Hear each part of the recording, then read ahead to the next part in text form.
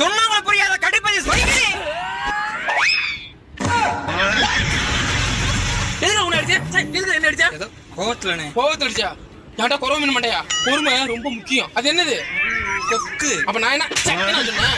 அது கொக்குன்னு எனக்கும் தெரியும், உனக்கும் தெரியும், இந்த பாக்குறவனுக்கும் தெரியும். சரியா? தன்னோட வயிற்று பசிக்காண்டி அவ்வளவு பொறுமையா அந்த கொக்கு காலையில இருந்து கால் கடுக்க நிக்குதுடா. அது கடையில காசு கொடுத்தா கிடைக்க போகுது. காசு கொடுத்தா கடையில கொக்கு கறி தான் கிடைக்கும். கொக்குக்கு கருவாட்டு மண்டை கூட கிடைக்காது. அந்த மாட்டு மூளை அவ்வளவு கொஞ்சமா அறிவு இருக்கா இல்லையா? வாடாங்க. என்னயா அங்க பாரு.